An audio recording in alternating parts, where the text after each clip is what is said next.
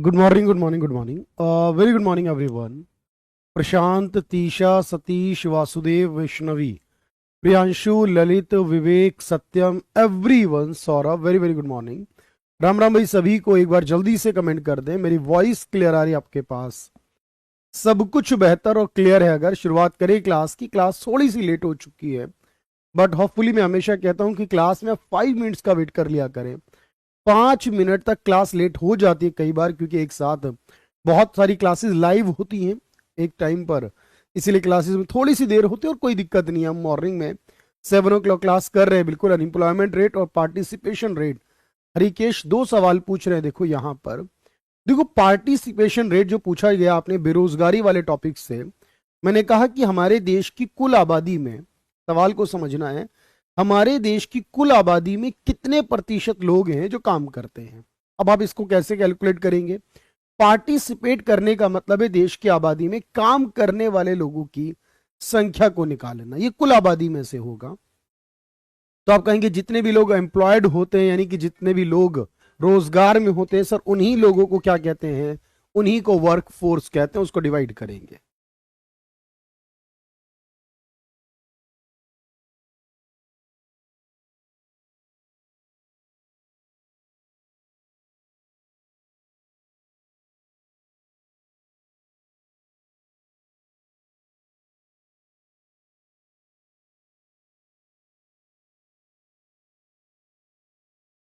चलिए भाई, तो पार्टिसिपेशन रेट कैसे निकालेंगे? तो आपने बिल्कुल क्लियर किया, वर्कफोर्स को डिवाइड करेंगे टोटल पॉपुलेशन से, मल्टीपल में 100 तो होगा ही होगा। अनएम्प्लॉयमेंट रेट जब निकालेंगे तो हम देखें बेरोजगार कितने हैं, लेकिन बेरोजगार देखते लेबर फोर्स में से, यानी अनएम्प्लॉयमेंट रेट कितने लोग हैं डिवाइड बाय लेबर फोर्स कितनी है, तो उसका मल्टीपल हो जाएगा। चलिए, हमने पिछली क्लास में बात की थी सर एलपीजी पॉलिसी, यानी new economic policy, economic reforms भी कहते हैं, और इसे लिबरलाइजेशन, प्राइवेटाइजेशन एंड ग्लोबलाइजेशन ये भी कहते हैं। आज का लेक्चर भी कुछ खास होने वाला है, छोटा ही होगा। मैं बिल्कुल टॉपिक वाइज आपको पढ़ा रहा हूं, एक एक बात समझाकर। आज हम बात करने वाले हैं सर किसके बारे में? इसे कहते हैं फाइनेंस कमीशन के बारे में, यानी कि हिंदी में इसे वित्त आयोग कहते हैं। मेरी बात को समझना भाई। सॉरी।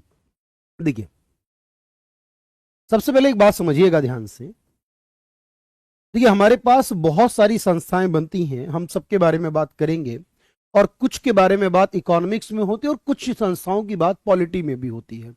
जब आप पॉलिटी पढ़ेंगे तो वहां पर भी बहुत सारी संस्थाओं का जिक्र आएगा। लेकिन मैं आज आपको पढ़ाने वाला हूं जो फाइनेंस कमीशन, एक्चुअल में इसका मतलब होता है यूनियन फाइनेंस कमीशन, जिसे हम हिंदी में वित्त आयोग कहते हैं। लिखना कुछ नहीं है, सिर्फ मेरी बात को समझना है, फिर मैं क्वेश्चन कराऊंगा। अब जो यूनियन फाइनेंस कमीशन होता है सर हमारा, इसके बारे में हमारे पास संविधान का जो आर्टिकल नंबर 280 है, हमारे कॉन्स्टिट्यूशन का जो आर्टिकल 280 है, उसके बारे में बात समझना। 1991 की पॉलिसीज को एलपीक्यू मैंने बताया था, लाइसेंस परमिट कोटा कहते थे, यानी स्पेसिफिक कुछ नहीं था। उसी को एलपीक्यू का मतलब लाइसेंस राज कहते थे। ये 91 से पहले था। अच्छा, और दूसरा एक और होता है हमारे पास सर, देखो उसे कहते हैं स्टेट फाइनेंस कमीशन। जो राज्य है हमारा, स्टेट होते हैं हमारे अलग अलग, यूपी, बिहार, बंगाल, ये सारे जो स्टेट होते हैं, इनका जो बनता है उसे कहते हैं स्टेट फाइनेंस कमीशन। और ये संविधान में जो आर्टिकल है 243, 243, उसमें दिया गया। पहली बात ये समझने की है, जब सवाल पूछा जाता है कि कौन कौन सी कॉन्स्टिट्यूशनल है और कौन सी कॉन्स्टिट्यूशनल नहीं है, यानी कौन सी संस्था संवैधानिक है और नहीं है, तो पहले आप बताएं मुझे। अगर आपसे यूनियन फाइनेंस कमीशन या स्टेट फाइनेंस कमीशन कह के पूछता है, ये दोनों संस्थाओं का जिक्र हमारे संविधान के डिफरेंट डिफरेंट आर्टिकल में है, तो पहली बात ये क्लियर हो गई सर कि ये दोनों संस्थाएं जो होंगी ये कॉन्स्टिट्यूशनल होंगी, यानी ये संवैधानिक होंगी। ये बात तो पक्की हो गई, एक बात तो हो गई। अच्छा, दूसरी बात यह है, देखो हमारे देश में 3 तरह की सरकारें काम करती हैं। एक हमारी केंद्र सरकार होती है जो हमारी भारत सरकार है। दूसरी बात, हमारी एक स्टेट की गवर्नमेंट होती है, जैसे यूपी, बिहार, बंगाल, ये सारी जो गवर्नमेंट है वो स्टेट गवर्नमेंट होती है। और इसके अंदर क्या होती है सर, एक हमारी लोकल गवर्नमेंट होती है। यानी लोकल गवर्नमेंट का मतलब होता है जो पंचायत होती है, जो हमारे म्युनिसिपल कॉरपोरेशन होते हैं अलग अलग शहरों के अंदर, एक राज्यों को अंदर डिवाइड करे तो शहर बन जाएंगे ना। अब देखो ध्यान से, हमारे देश में केंद्र भी सरकार टैक्स लेती है, हमारे देश में राज्य सरकारें भी टैक्स लेती हैं, ऑब्वियस है, और कुछ टैक्सेस लोकल गवर्नमेंट भी लेती हैं, अपना अपना टैक्स लेती हैं, कोई दिक्कत नहीं सर है। लेकिन कुछ टैक्स ऐसे होते हैं जब सेंट्रल गवर्नमेंट लेती है, ध्यान से समझना, तो सेंट्रल गवर्नमेंट को अपने हिस्से में से कुछ हिस्सा देना पड़ता है राज्य की सरकारों को।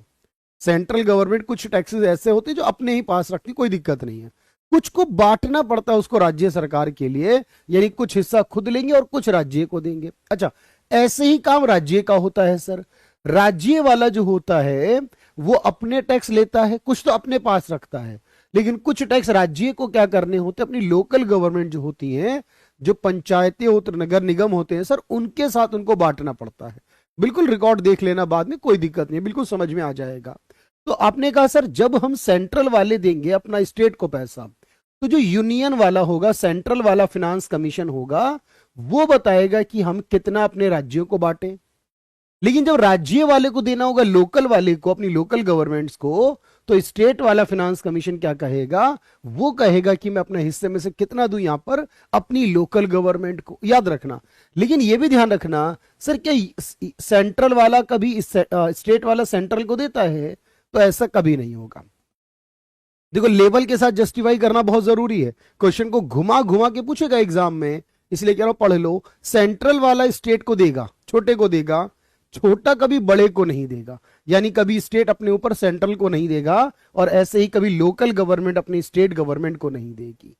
हाँ, सेंट्रल स्टेट को देगा और स्टेट लोकल को देगा। अब हमारे एग्जाम में ये स्टेट वाला नहीं आता, ज्यादातर स्टेट वाला बस पता हो हाँ स्टेट का भी होता है सर, इस आर्टिकल में होता है, और ये लोकल गवर्नमेंट को देता है। एग्जाम में जो आता है वो सेंट्रल वाला, यूनियन वाला आता है। एक तो बात क्लियर हो गई।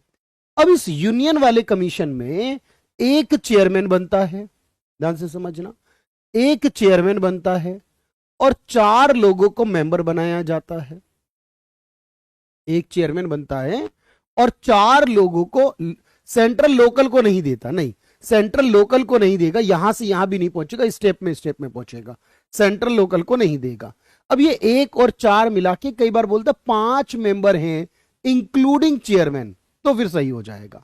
चेयरमैन मिलाकर 5 मेंबर हैं। इन सबको अपॉइंट कौन करेगा? इन सबको अपॉइंट करेगा प्रेसिडेंट। बात को समझना, सबको नियुक्त कौन करेगा? जो मेंबर होगा, जो चेयरमैन होगा, वो राष्ट्रपति चुनेगा।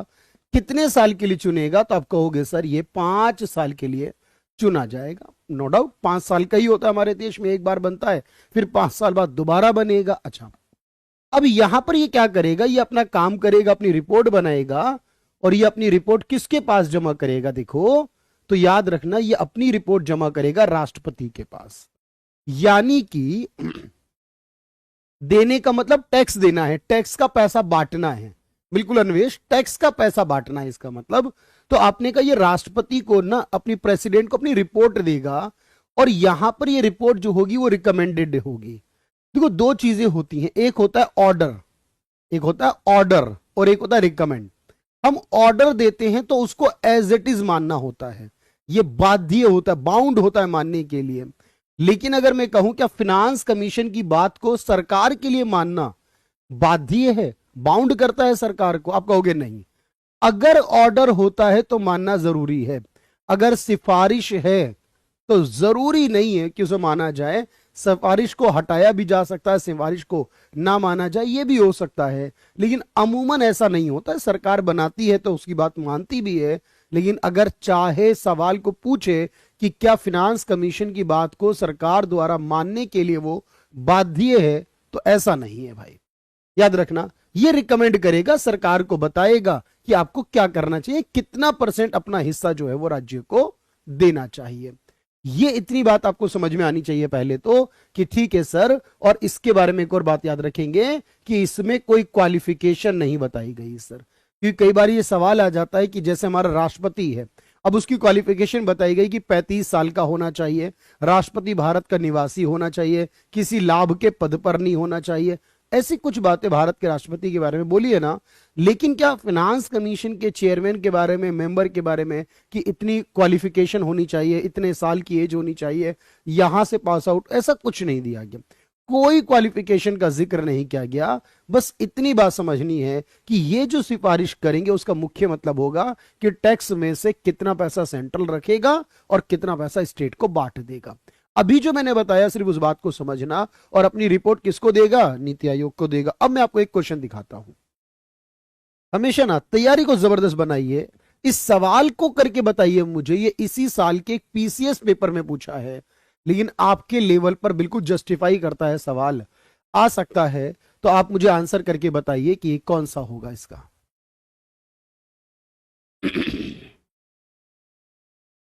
2023 के ही एक कुछ पेपर का क्वेश्चन है ये।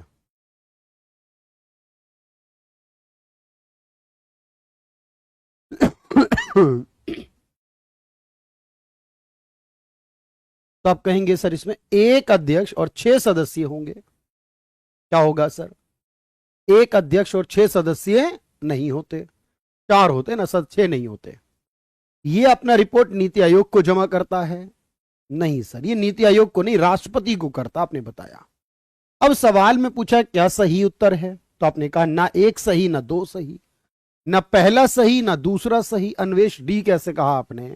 क्या आपके हिसाब से दोनों सही हो गए थे? क्या ये अपनी रिपोर्ट नीति आयोग को जमा करता है? क्या इसमें 6 मेंबर होते हैं? अभी अभी मैंने बताया आपको। तो आपने कहा सर ना पहला सही ना दूसरा सही, कोई सही नहीं है दोनों में से, दोनों ही गलत है। 2023 के एक पेपर का सवाल है। मैं और भी सवाल कराऊंगा, लेकिन जितना मैं आपसे कहूंगा आप सिर्फ उतना याद रखेंगे, जितना मैं कहूंगा उतना आप लिखेंगे।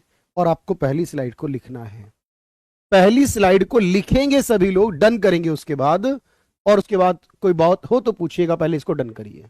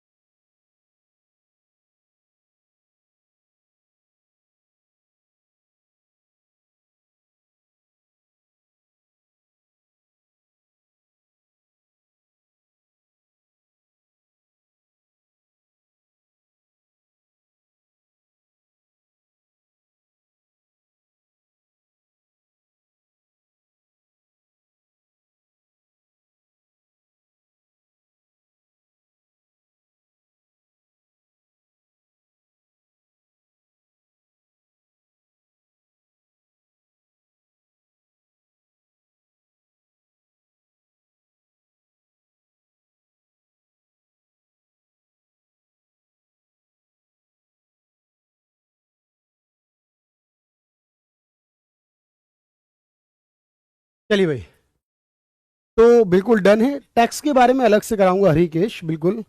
लेकिन आपने इस बात को लिख लिया सर, ये 5 साल का होगा। राष्ट्रपति के आगे अपनी रिपोर्ट जमा करेगा। आर्टिकल 280 में होगा, 4 मेंबर होंगे, 1 अध्यक्ष होगा, और बाकी इंफॉर्मेशन।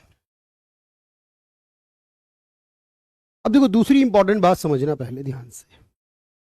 अब यहां पर एक सवाल यह है कि एक्चुअली इसको बनाया क्यों जाता है।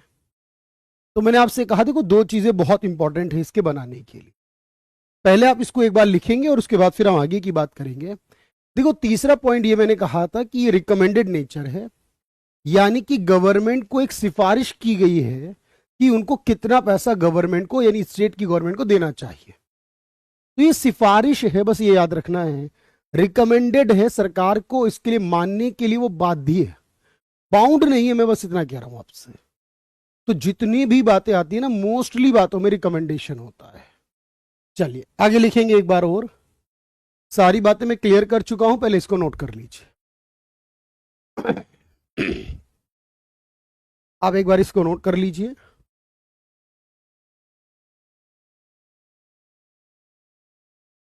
सेकंड को फिर उसके बाद में लिखवाऊंगा अपने हिसाब से।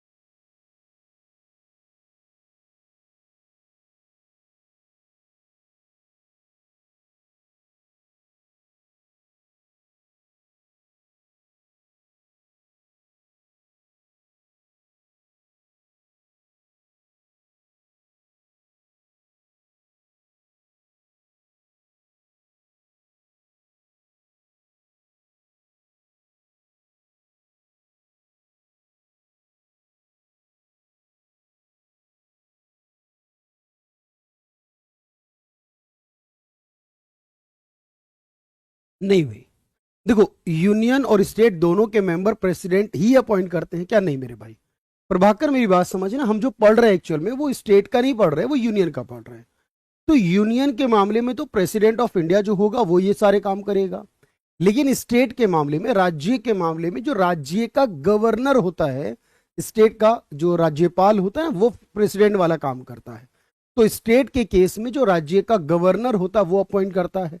जो रिपोर्ट होती है वो गवर्नर के पास जाती है। बिल्कुल वैसे समझो जैसे देश में प्रेसिडेंट है, राज्य में गवर्नर होता है। अच्छा, दूसरी बात, सर इसका चेयरमैन क्या फिनांस मिनिस्टर होगा? नहीं, ऐसा नहीं है। अगर ऐसा होता तो मैं बिल्कुल मेंशन कर देता कि फिनांस मिनिस्टर जैसे इस समय निर्मला सीतारमन है, क्या वही इस कमीशन की चेयरमैन होंगी? तो नहीं, ऐसा नहीं है, बिल्कुल डिफरेंट है। इसलिए तो पढ़ा रहा हूं आपको मैं।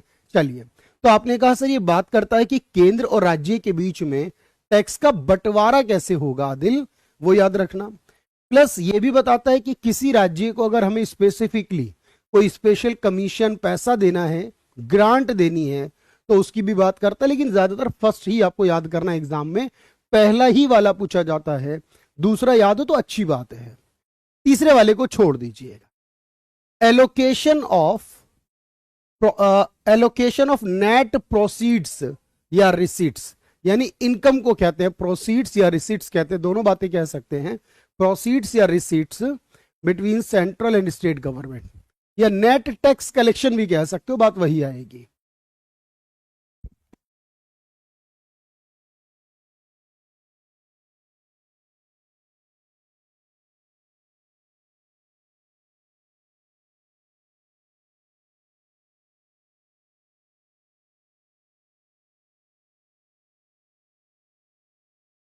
चलिए भाई, और जो स्टेट वाला फिनांस कमीशन है वो भी एक संवैधानिक है, उसका भी अपना आर्टिकल मैंने आपको याद कराया अभी। और वो भी वो राज्य और स्थानीय सरकार में, स्टेट और लोकल गवर्नमेंट के बीच में टैक्स का बंटवारा करती। चलिए।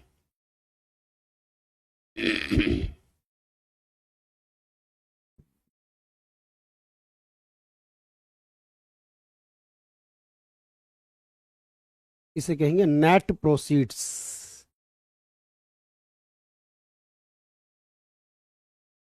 यानी नेट इनकम के बारे में बात हो रही। इसका बंटवारा होगा केंद्र में और राज्य के बीच में।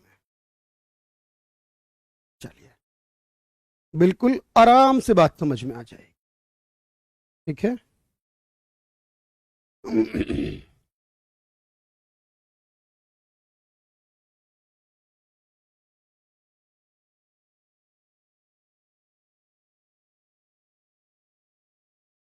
बिल्कुल डन है यहां तक।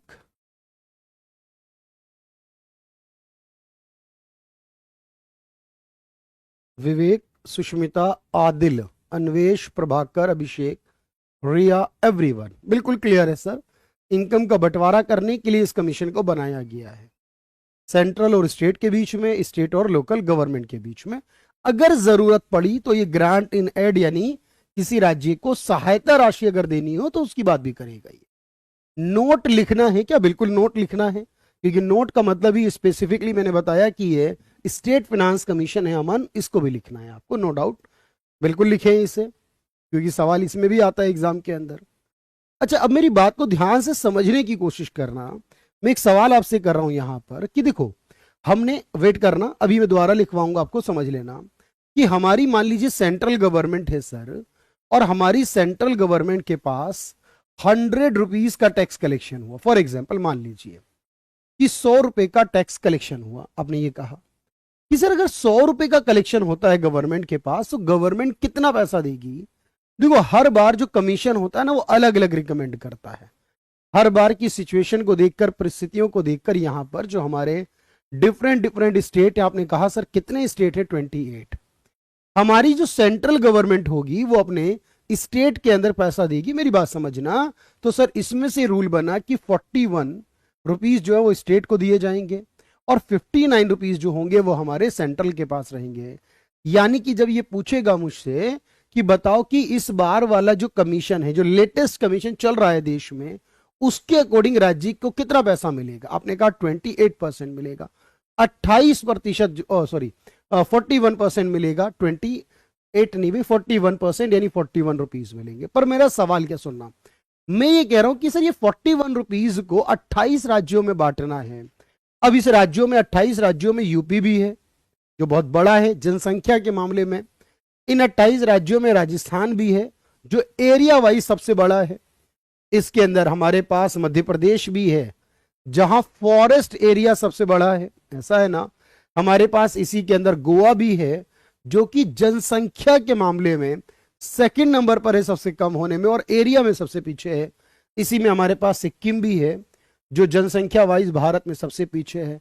अब इनमें इस पैसे को डिवाइड करना है तो आपके अकॉर्डिंग क्या तरीका होना चाहिए? सोचिए, गलत या सही से मतलब नहीं है। मैंने कहा इस 41 रुपीज को इन 28 स्टेट में डिवाइड करना है। क्या ये सभी को इक्वली दे देना चाहिए, वो ज्यादा बेटर होगा, या कोई और तरीका होना चाहिए आपके अकॉर्डिंग कि ये तरीका भी कंसीडर होना चाहिए? तो मुझे बताइए, सोचकर, सही और गलत की बात नहीं है भाई। तो आज तक हमारे देश में 15 कमीशन बने। आपको पहला याद करना है, 14वां याद करना है और 15वां याद करना है, बस 3 याद करने हैं। वैसे तो पूरे 15 हैं, कोई याद कर ले तो अच्छी बात है भाई। तो आप क्या कहोगे सर? इनकी जनसंख्या को देखो। Very good. क्या देखो भाई? इनकी जनसंख्या को देखो, और जिसकी जितनी जनसंख्या उसको उतना पैसा दे दो, है ना भाई। पॉपुलेशन को देखो, इक्वली तो नहीं हो सकता, बराबर तो नहीं हो सकता, कोई इतना बड़ा है कोई इतना छोटा सा है, तो एक पॉपुलेशन। लेकिन पॉपुलेशन के अलावा एक तरीका ये कि एरिया देखो कि इसका कितना बड़ा एरिया है। क्या देखो? एरिया किसका कितना बड़ा। अच्छा, कोई कहेगा नहीं जी, गरीबी को देखो, कहां गरीबी ज्यादा उसको ज्यादा दे दो। जहां गरीबी ज्यादा है उसको बोलते हैं इनकम डिस्टेंस या इनकम डिफरेंस।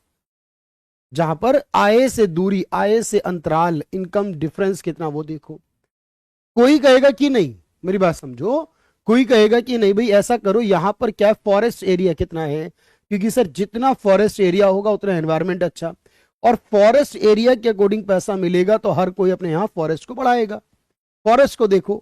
कोई कहेगा नहीं जी, डेमोग्राफी को देखो, ये देखो ना भाई कहाँ किसकी डेमोग्राफी अच्छी है, कहाँ महिला और पुरुष बराबर हैं, कहाँ के लोग ज्यादा पढ़े लिखे हैं। लोग तभी तो मेहनत करेंगे ना अपने राज्य के बच्चों को पढ़ाने में, क्योंकि पैसा मिलेगा। कोई कहेगा नहीं, एक काम करो ना सर, जहां के लोग जहां ज्यादा टैक्स देंगे वहां के लोगों को ज्यादा टैक्स दो। भाई मान लो केरल के लोग सबसे ज्यादा टैक्स दे रहे हैं तो केरला को ही मिलेगा, ऐसा नहीं। अब देखो मैंने कहा 6 बातों पे डिपेंड करेगा कि उसको कितना मिलेगा। मेरी बात समझना।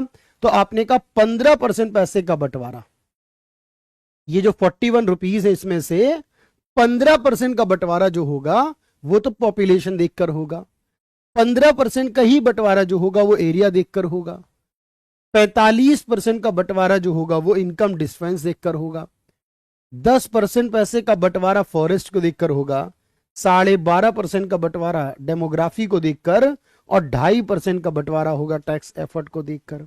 अब आप कहोगे सर इसका मतलब हर चीज को देखा जाएगा, जिसका एरिया बड़ा उसको भी फायदा मिलेगा थोड़ा सा, जिसकी जनसंख्या ज्यादा उसको भी फायदा मिलेगा, जहां के लोग ज्यादा टैक्स दे रहे हैं उसको भी फायदा मिलेगा। डेमोग्राफी का मतलब मैं आगे पढ़ाऊंगा सतीश, डेमोग्राफी में हम बात करेंगे जेंडर रेशो, महिला और पुरुष का अंतराल बराबर हो, मतलब इनके बीच गैप कम हो, यहां पर लिटरेसी रेट अच्छी हो, ठीक है, यहां पर जो डेथ होती है लोगों की वो कम हो, बर्थ भी कम हो, यहां पर इसको डेमोग्राफी कहते हैं। एक साथ काम करते, क्या ये सभी 15 कमीशन नहीं, 15 अलग अलग बने 5-5 साल के गैप पर, 5-5 करके साल बनते ना, पहला बना 5 साल चला, फिर दूसरा आया उसने कुछ कहा वो 5 साल चला, हर कमीशन 5-5 साल बाद आया है। अब मैं आपको ये 15 के 15 पढ़ाऊंगा, लेकिन पहले मुझे ये बताइए कि ये वाली बात समझ में आई कि सर जो पैसे का बंटवारा होगा वो कोई एक तरीकों को देखकर नहीं, 6 तरीकों को देखकर होगा। अच्छा, जब केंद्र वाले राज्य को देते हैं पैसा, इसे कहते हैं वर्टिकल डिस्ट्रीब्यूशन। देखो ये टेक्निकल शब्द ही आपको कंफ्यूज करते हैं एग्जाम में। वर्टिकल का मतलब ऊपर से नीचे, तो ऊपर है सेंट्रल गवर्नमेंट, नीचे स्टेट गवर्नमेंट है, यानी केंद्र अपनी इनकम का कितना देगा राज्य को, इसे कहते हैं वर्टिकल। उद्वादर, बात समझ में आ रही है, इसे कहते हैं उद्वादर। तो 41% जो होगा वो उद्वादर हो गया, यानी वर्टिकल हो गया। अब यहां पर ये सारे राज्य बराबर हैं सर, इन सारे राज्यों को क्या दिया जाएगा, इसे कहते हैं हॉरिजॉन्टल। तो कमीशन हमें दो बातें बताता है, वर्टिकल कैसे करना है और हॉरिजॉन्टल कैसे करना है, इसे कहते हैं क्षैतिज। हॉरिजॉन्टल का मतलब है राज्यों को कैसे मिलेगा पैसा, हर राज्य के हिस्से में कितना जाएगा, ये वर्टिकल के हॉरिजॉन्टल का तरीका है। और ये वर्टिकल में हमें बताएगा कमीशन कि बेसिकली हम कितना इस बार राज्य को देने वाले हैं। तो दो बातें समझ में आई, वर्टिकल और हॉरिजॉन्टल वर्ड आएगा तो परेशान मत होना, ये दोनों कमीशन में आते हैं इसी के अंदर। अब मैं आपको इसमें बताऊंगा भाई, जो लिखना है मेरे साथ साथ आप वो लिखेंगे ना, मजा आएगा आपको होपफुली, और हर एक बात समझ में आएगी। तो सबसे बड़ा सेगमेंट क्या था वो आपको याद होगा, तो मेरे भाई इसको लिखेंगे पहले। अब आप इसको लिखेंगे सबसे पहले। देखो भाई, वर्टिकल का मतलब है कि सेंट्रल जो होगा वो स्टेट को कितना देगा, ये तो वर्टिकल हुआ। हर 5 साल बाद नया आता है, बिल्कुल सही प्रभाकर, हर 5 साल बाद, मैंने कहा ना 5 साल का होता है, हर 5 साल बाद नया कमीशन आता है। अच्छा, हॉरिजॉन्टल का मतलब क्या हुआ, क्षैतिज का मतलब कि स्टेट वाइज हर राज्य को कितना कितना मिलेगा, ये बताया मैंने आपको। चलिए, पहला जो बना था उसके चेयरमैन का नाम था केसी नियोगी। पहला जो बना था 22 नवंबर 1951, जब देश के पहले राष्ट्रपति कौन थे, डॉक्टर राजेंद्र प्रसाद थे सर। और इन्होंने जो बताया वो 1952 से 57 के 5 साल लागू रहा। भाई इस रिपोर्ट बनाया इन्होंने, और रिपोर्ट बना के राष्ट्रपति को जमा करी, तो 5 साल उनकी बात लागू कही गई। और उसमें कहा था कि 55% जो किसको देंगे, राज्यों को देंगे। अब ये राज्यों का आपस में वो नहीं, इतना डिटेल आपके एग्जाम में नहीं आएगा, उस समय कितना कहा था, 55% देंगे। जो 14वां बना था, लास्ट वाला, इससे पहले वाला, उसके चेयरमैन थे वाई वी रेड्डी, आरबीआई में गवर्नर रह चुके हैं पहले। ये 2 जनवरी 2013 को बना था, राष्ट्रपति उस समय जो थे उन्होंने बनाया। अब इसने अपनी रिपोर्ट जमा करी, वो रिपोर्ट 2015 से 2020, 5 साल का बंटवारा इनकी रिपोर्ट के आधार पर हुआ। और इन्होंने कहा था 42% किसको देंगे, राज्यों को देंगे। बात समझ पा रहे हैं मेरी, इसको नोट करिए, इसको नोट करेंगे। और इसके बाद एक स्लाइड और है, बस बाकी बात खत्म आज की, फिर मैं आपको क्वेश्चन कराऊंगा आज के। इसके बाद एक स्लाइड और लिखेंगे और क्वेश्चन करेंगे फिर।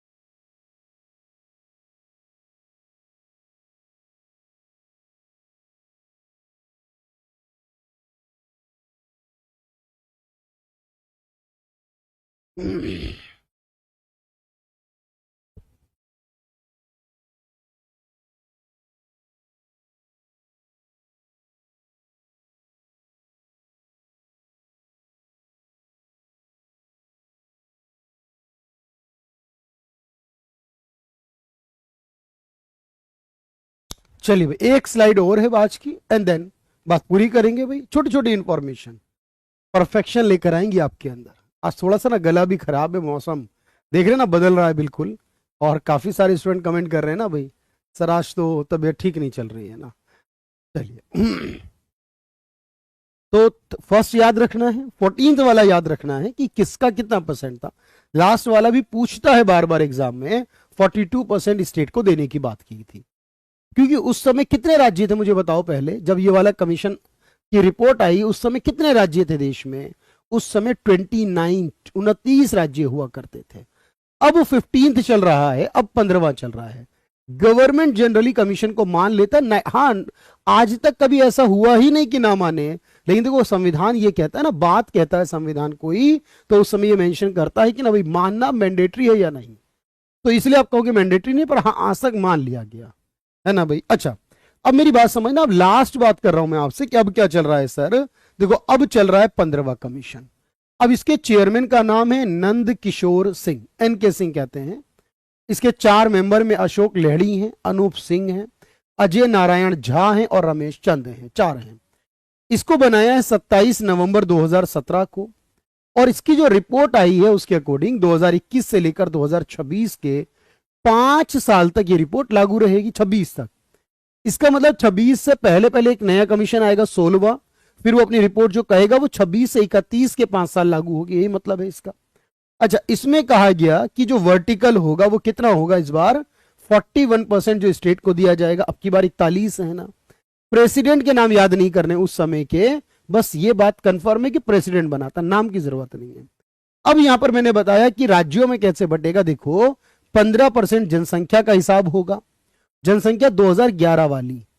क्षेत्रफल यानी एरिया देखेंगे 15%, इनकम डिफरेंस यानी आय अंतराल गरीबी देखेंगे 45%, फॉरेस्ट एरिया देखेंगे 10%, डेमोग्राफी परफॉर्मेंस देखेंगे 12.5%, और टैक्स एफर्ट देखेंगे 2.5%। इस हिसाब से बंटवारा होगा। लेकिन कई बार सवाल पूछ लेता, याद रखना मेरी बात, कि सबसे बड़ा क्या है सर। सबसे बड़ा है इनकम डिस्टेंस और सबसे छोटा है टैक्स एफर्ट्स। ये भी सवाल आया हुआ है। मैं आपको 1 सेकेंड वेट करेंगे तो मैं दिखाता हूं इस सवाल को, फिर इसे लिख भी लीजिएगा आप। ये सवाल आया हुआ है, इस सवाल को पढ़कर देखो, आपके एग्जाम का ही सवाल आया हुआ सवाल है ये। इसका जवाब क्या होगा? निम्नलिखित में से किस एक को भारत के 15वें वित्त आयोग ने केंद्रीय करों की सर्जित आय को राज्यों के मध्य बंटवारे की संस्तुति के लिए सर्वाधिक भार दिया है, यानी सबसे ज्यादा वेटेज दिया है, सबसे ज्यादा इंपॉर्टेंस दी है? और क्या होगा सर? तो आपने कहा सर 45% का वेटेज के साथ इनकम डिफरेंस जो होगा वो सबसे बड़ा होगा, है ना। मजेदार ऐसा सवाल आता है। चलिए मैं आपको 1-2 सवाल और करा दूं, फिर स्लाइड लिख लीजिएगा। जैसे पूछा है कि 14वां वित्त आयोग का अध्यक्ष कौन था, तो बिल्कुल आसान हो गया सर, YV रेड्डी जो थे वो 14वें फाइनेंस कमीशन के अध्यक्ष थे, इसमें तो कोई डाउट नहीं है। 15वें वित्त आयोग ने कितना परसेंट कहा है राज्यों को देने के लिए, तो 15वें वित्त आयोग ने 41% कहा है, इसमें कोई डाउट नहीं है। 41% कहा है। अच्छा, ये सवाल है स्टेट फाइनेंस कमीशन अनुच्छेद 280 के तहत क्या बनाया जाता है। स्टेट वाइज वेटेज याद करना पड़ेगा ना, हाँ बिल्कुल करना पड़ेगा ये कि स्टेट वाइज वेटेज किस किस चीज को अकॉर्डिंग राज्यों में पैसा बटेगा। जो जो मैं लिखवाऊंगा वो तो याद करना ही पड़ेगा, तभी लिखवा रहा हूं मैं आपको। तो आपने कहा सर ये वित्त आयोग होता है जो अनुच्छेद 280 में बनता है, ये फिनांस कमीशन होता है। फिर पूछेगा कि मेन फंक्शन क्या होता है फाइनेंस कमीशन का, तो फाइनेंस कमीशन जो होगा इसका मेन फंक्शन क्या होगा, तो इसका मेन फंक्शन है केंद्र और राज्यों के बीच में राजस्व का बंटवारा यानी आय का बंटवारा करना। यह पूछेगा कि नॉर्मली जो 5 साल बाद वित्त आयोग बनता है वो क्यों बनता है, सवाल वही है फिर दोबारा से, ताकि केंद्रीय पैसों में बंटवारा किया जा सके। ऐसे आएंगे एग्जाम में सवाल। तो मुझे उम्मीद है कि अब कोई भी सवाल आएगा तो आपका गलत नहीं होगा। चलिए, तो ये आखिरी स्लाइड और कर लीजिए आज के लिए, बाकी अगली क्लास में पढ़ाऊंगा। इसको नोट कर लीजिए, इसमें मैंने मेंबर के साथ चेयरमैन भी मेंबर भी बताया चेयरमैन के साथ, क्योंकि ये लेटेस्ट है। 2026 तक यही वाला चलेगा, उसके बाद बदला जाएगा। अभी आप इसको फाइनली याद कर लीजिए। चलिए,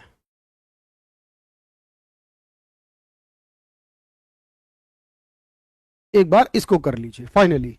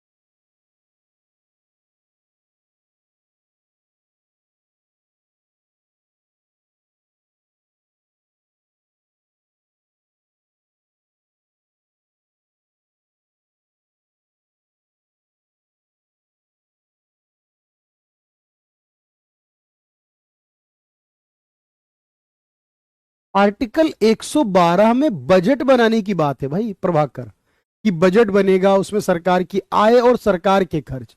उसमें यह थोड़ी बताया राज्य को दिया जाएगा, उसमें तो यह बताया सरकार की इनकम और सरकार का खर्च क्या होगा सरकार का। उसमें सिर्फ केंद्र के मामले की बात है ना, राज्यों की तो बात ही नहीं है उसमें। 280 वाला कमीशन कह रहा है फिनांस कमीशन कि पैसे का बंटवारा कैसे होगा राज्यों के साथ।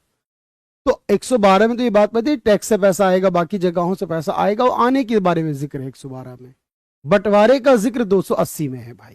चलो आज के लिए इतना ही, आज क्लास थोड़ी छोटी है, थोड़ा मेरा गला भी खराब नजर आ रहा होगा आपको, बट फिलहाल थोड़ा थोड़ा करके आगे बढ़ेंगे। और चलिए, दशहरा हो चुका है बिल्कुल अच्छे से, अब दिवाली की तैयारियां शुरू करेंगे आप लोग, लेकिन साथ में पढ़ाई को कंटिन्यू रखिए, पढ़ाई बिल्कुल मत छोड़िएगा, पढ़ाई को कंटिन्यू रखिएगा ही जरूर। चलिए, thank you everyone, thank you so much.